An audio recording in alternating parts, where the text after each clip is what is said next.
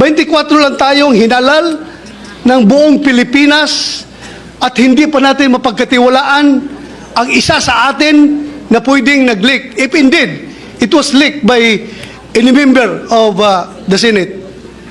Yung source nitong news na ito, if it is a politiscope, he has to be called before a hearing para malaman natin kung sinong source niya.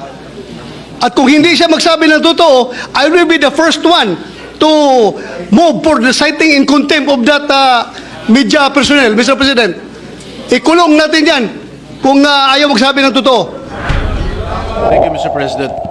Mr. President, yesterday we had an all senators caucus and we discussed lengthily the budget of the Republic of the Philippines. And just before we entered this august chamber, much to my dismay and much to our dismay, there was a news report that identified 8 or 9 senators, and there were names on that list. 8 or 9 senators who wanted to restore the confidential and intelligence fund of the Vice President and the Department of Education. And I wish to tell the people of the Philippines that there was no votation that happened yesterday with regard to the intelligence fund of the Vice President and the Department of Education. In fact, we had an executive session. And I do not know who of our colleagues who scooped or leaked our conversation to this media outlet. I have been a senator here for more than 10 years. And this is the first time that I encountered a scoop or a leakage. I do not know. I do not want to name names. This is a violation of our rules. And the majority floor leader will expound it later. Mr. President, we discussed lengthily for almost 2 hours the schedule, etc., of the budget of the Republic of the Philippines. We never touched or we never voted with regard to all the intelligence fund or confidential fund. In fact, we agreed unanimously to remove all the confidential and intelligence fund, not only that of the Office of the Vice President, including not only that of the Department of Education, but all security or civilian agencies na merong confidential and intelligence fund. Mr. President, nawala. I will just read.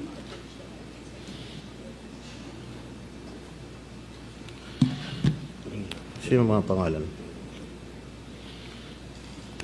First on the list, Senator Robin Padilla, Christopher Bongo, Ramon Bong Revilla Jr., Ronald Bato de la Rosa, Jingo Estrada, Lito Lapid, Francis Tolentino, and Cynthia Villar. They are putting us in a bad light. And I condemn this. And I take offense on this. Nakalagay pa, Senator Pia Cayetano is said to be supportive of reinstating Duterte's confidential funds if she can justify the need for them. This is not true. And I hope Senator Pia Cayetano will agree with me.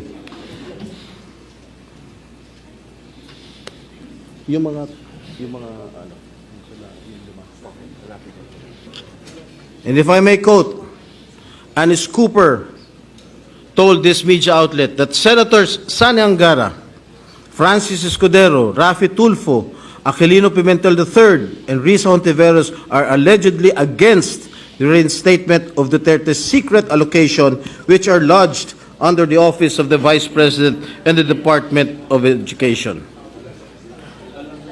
Mali-mali po itong report, Mr. President. And I think Senator Angara must not be included in this list. And among the offices, Duterte's allocation was part of the 1.2 billion in confidential funds that the House realigned to agencies focused on the West Philippine Sea. Mr. President, tumayo po ako rito dahil masamang-masama po ang loob ko. I really felt insulted. And I think my other colleagues here also felt the same way, Mr. President. And Mr. President, I stand before you and I want to make this recommendation, maybe to talk to this media outlet or to summon this media outlet and ask them who among us violated our rules, who among us leaked what transpired in our executive session yesterday. That's all, Mr. President. Thank you, Senator Jinggoy. Before I recognize the other members, may I just like to put on record, I too am very disappointed. I have been a senator for 4 plus 6, 10 plus 2, 12 years, and a member of Congress for 9 years. And when we say executive session, we are bound by rules of both the House of Representatives and when I was in the House of Representatives and rules of the Senate when I was elected as a senator. So, yes, Senator Bato de la Rosa is recognized. Mr. President, it is very unfortunate that this kind of incident happened within our midst. Number one, Mr. President, it creates distrust from among us 24 senators.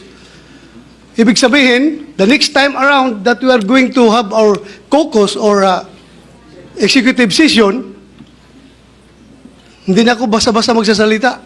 Baka mamaya, meron na naman maglilik sa media. So pangit po, 24 lang tayo dito na senador at hindi pa natin mapagkatiwalaan ang isa't isa natin, Mr. President. Number two, it tarnished the image of the Senate. 24 lang tayong hinalal ng buong Pilipinas at hindi pa natin mapagkatiwalaan ang isa sa atin na pwedeng nag-leak. If indeed, it was leaked by any member of the Senate.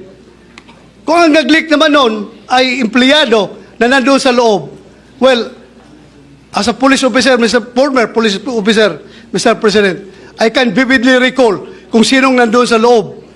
2 staff ni Senator Angara. Si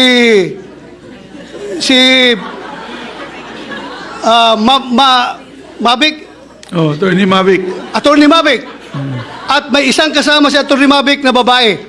So 4 silang nalaman ko na nandoon sa loob. Magprangkahan tayo dito. Dapat we have to made into account yung tao na responsable dito. Hindi lang na magsisente ng stern warning sa kanila, kundi the damage has been done. Lumabas na yung balita niya, nasira na kung sinong dapat masira, but I don't care kung masira ang reputasyon ko. Ang sa akin lang, ma-preserve yung ating reputasyon as a Senate. Hindi po maganda yung hindi tayo magkakatiwalaan dito. 24 lang tayo, Mr. President. And the waiter staff, huwag mo kalimutan yung mga staff sa likod.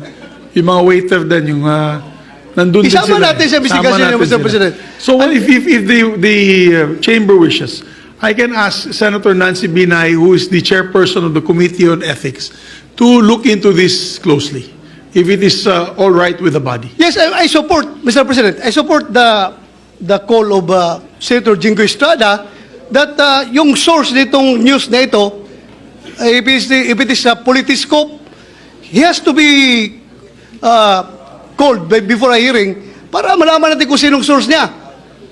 At kung hindi siya magsabi ng totoo, I will be the first one to move for the citing in contempt of that media personnel, Mr. President. Ikulong natin yan kung ayaw magsabi ng totoo. Mr. President, this is not a laughing matter. This is serious. Filipino people are watching us right now. Sabihin nila, ganyan na pala Senado ngayon, hindi ba pagkatiwalaan? Sila lang nag-uusap, magli-leak pa doon sa media. It's very dangerous, Mr. President. Very dangerous.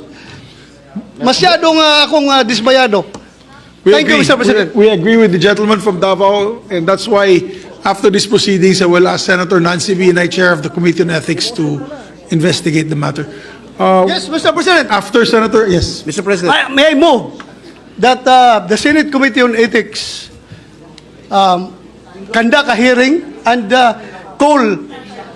invite the source of the news, Mr. President, so that everything will be cleared out. Yes, we'll ask the majority floor leader to make the proper referral and motion.